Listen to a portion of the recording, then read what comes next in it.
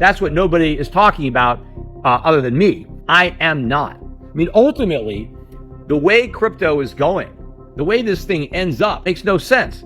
So if you really want a stable coin, you need something stable to anchor it, and that's gold. And there's no talk about that, but that's where the stable coin should be headed. If you own gold, silver, or crypto, this video is not optional. Peter Schiff just exposed what's about to hit the markets. And if you're not prepared, your wealth could vanish overnight. This isn't just a warning, it's your wake-up call. What he reveals next could change everything you think you know. So don't even think about skipping a second. Stay locked in. By the way, during the week, silver got above $39 an ounce, right? We're almost at 40. I think we're going to be above 40 shortly. This is the first time since, I think, 2012 that silver got above 39. It pulled back slightly. I mean, I think it closed the week, around 38 and a half, yet silver stocks are still maybe more than 10% below their peak. That's how much they pulled back on a tiny 1.5% correction in the price of silver. You got a dumping of silver stocks, which had made new 52-week highs as silver went up. And then, of course, it's very weak hands in the gold and silver mining stocks. People still don't have the conviction of this trade. It's climbing a wall of worry, and there's tremendous amount of worry on this wall, which is why I think these stocks are still great buys. Platinum almost hit 1,500. You remember, on my podcast, I specifically told people a couple months ago, when platinum was still below 1,000, I said, you got to buy it. Buy platinum. I said, gold is 3 times the price of platinum. Platinum's risen 50%. That was a great trade. Now, I think platinum may pull back a little bit more. I still like the silver trade better, because I think that's going to explode. And I think once it goes to 40, the move to 50 can be very quick. But in the meantime, gold has been going sideways. It's like 3,350, 3,400. I mean, it's been trending sideways because the NASDAQ has been making new highs. It made a new high last week. The S&P made new all-time highs. In fact, on Friday, the S&P and the NASDAQ made new record highs. Now, they didn't close there. They actually closed slightly negative on the day, but they still printed new highs. That's why the interest in gold has temporarily taken a back seat. And that's really what's driving crypto. It's the appetite for risk assets. Gold has been going sideways. And in that environment, Bitcoin has risen along with the NASDAQ and all this extra hype surrounded by crypto week. But getting back to this stablecoin. So the stablecoins are not going to save the dollar because they don't increase the appeal of the dollar. People are saying, well, everyone's just going to use these stable coins in global commerce, and so that's going to create a need for the dollar. They're not going to use these coins. If the world is de-dollarizing, then they're going to de-dollar stable coin too. They don't care. They don't care how you wrap up the dollar, what kind of fancy packaging you want to put around a dollar. At the end of the day, it's still a dollar. And if I don't want the dollar because the U.S. is running huge budget deficits and huge trade deficits and imposing these tariffs, then why the hell am I going to want a U.S. dollar stable coin? I am not. I mean, ultimately, the way crypto is going, the way this thing ends up, is if you want a stable coin, you can't have a U.S. dollar coin because it's not stable, because there's no stability to the dollar, right? Why do you want to hitch your boat to a sinking ship, right? You're going to sink with it. It makes no sense. So if you really want a stable coin, you need something stable to anchor it, and that's gold. And there's no talk about that, but that's where the stable coin should be headed. Gold-backed stable coins, tokenized gold. That makes perfect sense. To tokenize US dollars makes no sense at all. What is the benefit of that? What is the benefit of holding a stable coin and earning no interest? I mean, hell, I could put my money in a money market fund and earn 4.5. Why do I want to put it in a stable coin and earn nothing? I've got plenty of liquidity in my money market. I can write checks. I could send ACH transfers. I could use my debit card. I could fund a PayPal or Venmo or a Zelle. Why the hell would I need a stable coin and give up all that interest and let the issuer earn all the interest instead of me? Makes no sense. The main purpose of stable coins is to trade crypto, to trade Bitcoin. I don't care about trading Bitcoin because I don't trade it. So why do I need a stable coin? But I can see the benefit of a stable coin backed by gold, because there, right, it's not easy to use gold as a medium of exchange the way it is dollars. But if you tokenize it, it's very easy. Now, gold can be held by a custodian who can issue tokens, and now we can use those tokens to buy and sell stuff. We can use it as a medium of exchange. We can make instant payments around the world at basically no cost, or practically no cost, at the speed of light. So there is a viable reason to tokenize gold. And gold's not really paying interest anyway. So if I'm going to store my gold and I'm not going to earn any interest, well, why not store it in a stable coin?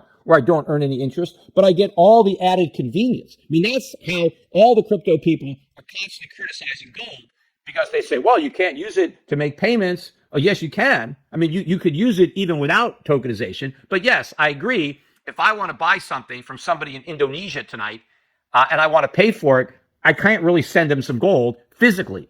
But if I had a gold token, a token that was issued that I can then transfer to that person in Indonesia, and I can transfer the ownership of the gold that never moves, right? That's the same concept as a stable coin backed by U.S. treasuries. The treasuries don't move, right? The dollars don't move. What moves is the token that corresponds to ownership of those treasuries, of those dollars. Not really the treasuries because you don't get any interest, but the dollars that are there.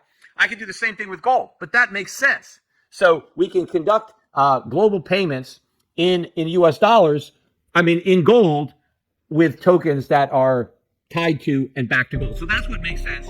That's what nobody is talking about other than me.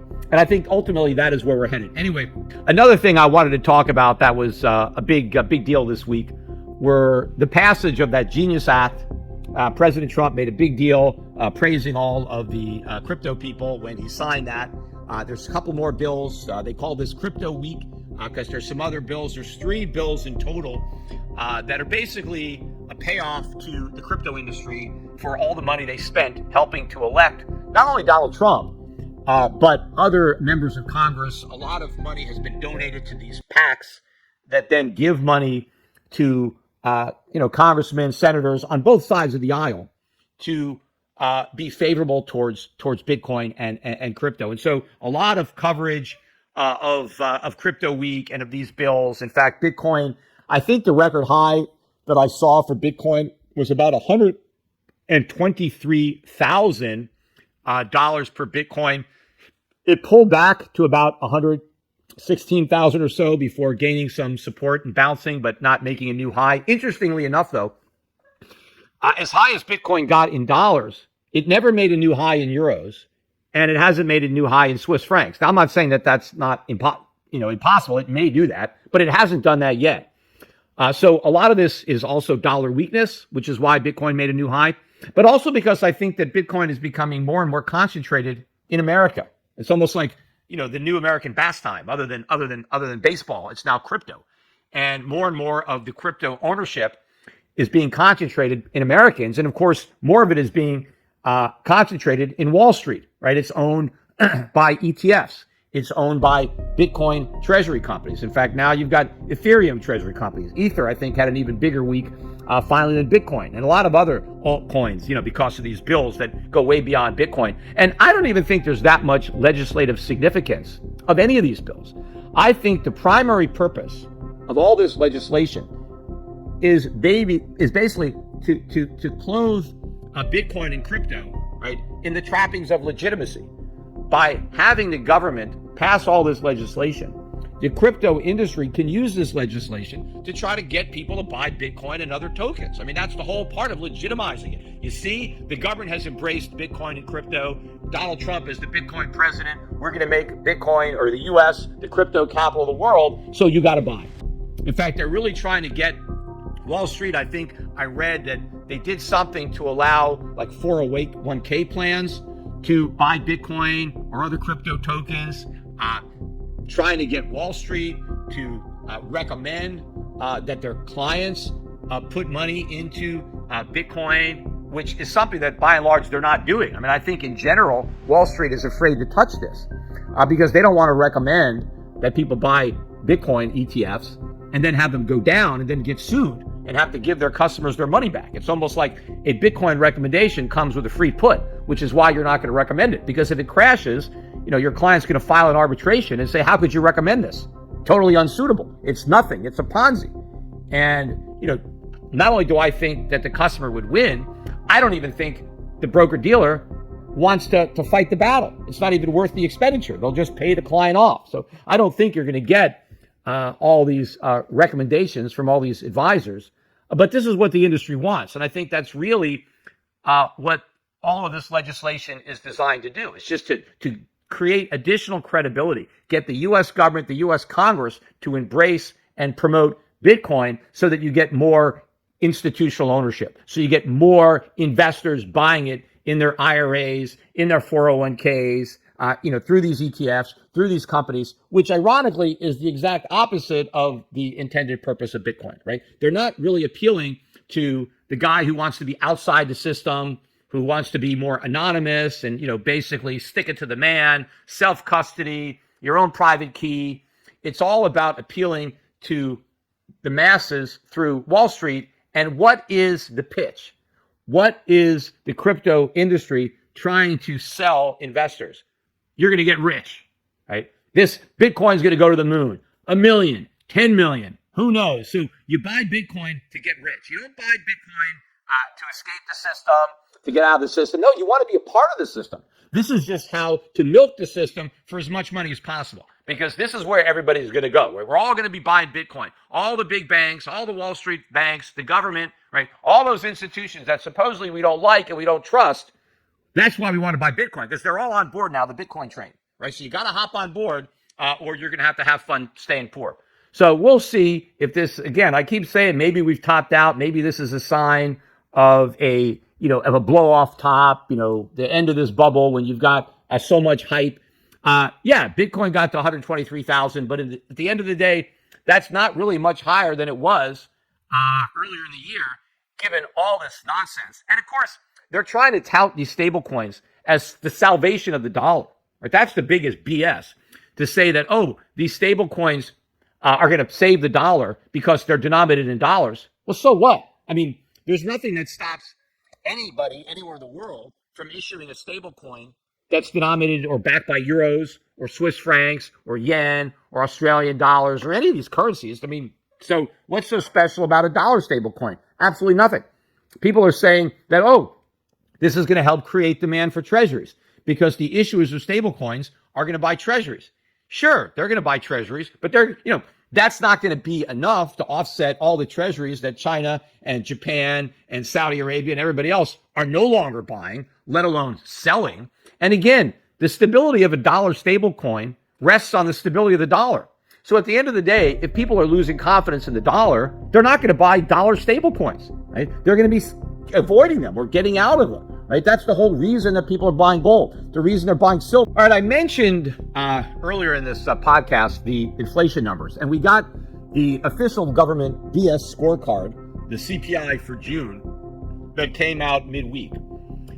And all eyes, of course, are on the CPI, trying to decide whether or not the Fed is going to cut rates, right? Whether or not inflation is low enough for a rate cut. And the consensus was that the consumer price index, the headline number, would rise by 0.3. And that's exactly what it did, 0.3. But I think what's more significant is that the prior month was unrevised at up 0.1.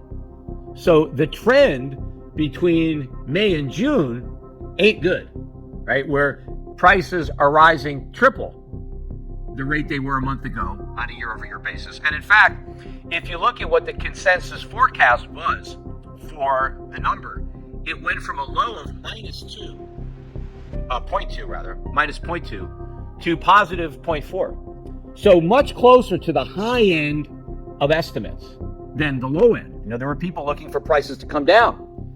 It was a substantial rise. Year over year, the CPI rose 2.7%. That was hotter than the 2.6% that was expected.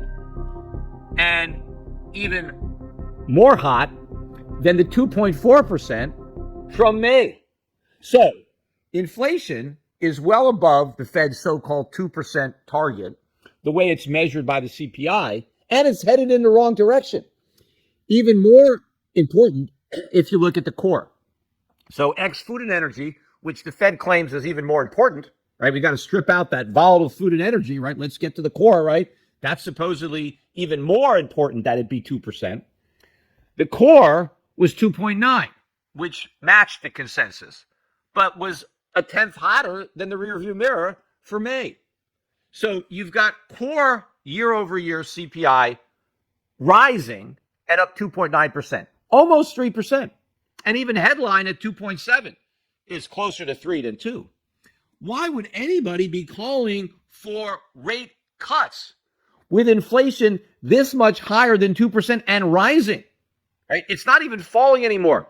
It is heating up. And in the context of 4.1% unemployment, if that's the real number, which it's not, but the government claims it's real, Trump claims it's real, Powell claims it's real, they're all touting how strong the labor market is, how low the unemployment rate is. Well, if the unemployment rate is this low, really, and the economy is really this strong, and inflation is so much higher than 2%, why would we be considering cutting rates? Because that's what the Fed is saying. They're looking at all this data, and they're still saying we're going to cut rates. We just don't know exactly when we're going to start, but they're coming. Why should the Fed even be hinting that rate cuts are coming when the data would argue that rates are still too low and they need to be raised? I think it proves that they all know that it's BS. If they really believed we had a strong economy, they would be hiking rates. The reason they're not hiking rates is because they know that the data is BS and we have a weak economy, and they're afraid of weakening it further by hiking rates.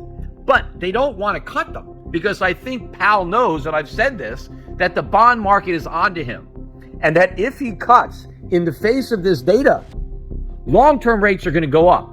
So Pulte, right, who is criticizing Powell for high mortgage rates, if Powell actually does what he wants him to do and he cuts short-term rates, mortgage rates are probably going to go up. If you hold gold, silver, or crypto, this is just the beginning. The storm is building, and Peter Schiff is tracking every move. So hit that like button, subscribe for more truth they won't tell you, and turn on the bell, because next time, it might be too late.